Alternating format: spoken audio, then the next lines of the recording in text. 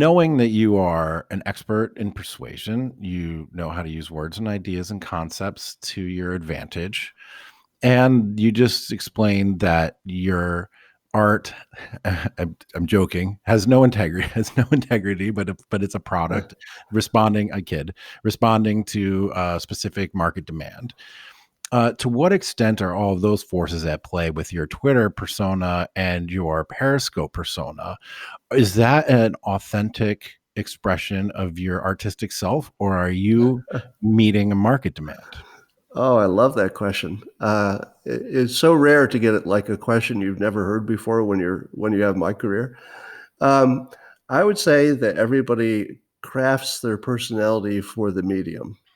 So if I'm writing a blog post, I'm a slightly different person than when I'm giving a live Periscope, slightly different than my interview personality, and slightly different from my Periscope personality. So yes, I do craft them, but they're all me.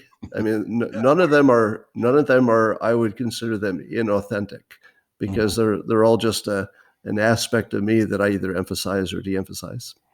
Yeah, and that's an interesting part about Twitter, in that people still have this idea that Twitter is like your personal canon or like the ultimate statement of who you are and your ideas and your beliefs and your morals and such. And they don't understand that in order to have some sort of Twitter momentum or success, it has to be some element of a performance. And it's not inauthentic, as you say, but it is exaggerated, maybe. I don't know. Some areas are overemphasized or others, and some things are just meant to be done on a meta Twitter level, that aren't reflective of your personality or I'm sorry, of like your true inner beliefs or how you would deal with your wife if she was sitting right there or Right. whatever. And do you see, is that something that people are ever going to understand? Or is this going to be Well, the Bible forever or what? your best example of this multiple personality stuff is President Trump, because he has a Twitter personality that's different from his meeting head of state, which is different from his every other context. And what people don't understand is that when he's on Twitter, he goes into Twitter personality, Yeah. which is far more troll like. It's the Wild West. And when he enters that frame and becomes the Twitter using guy, he does it better than anybody's ever done it. Yeah. It's just that requires almost a wrestling kind of big personality. And then when he's in a different context and he has to meet President Xi or something, he just goes into a different mode. And people look at the tweets and they say, hey, the guy who sent that tweet, we don't want him meeting with a world leader because look at that craziness. And they still haven't gotten that he can easily shift from, he shifts his modes. He just shifts into whatever mode the situation requires. Yeah, I think code switching is another way of saying that.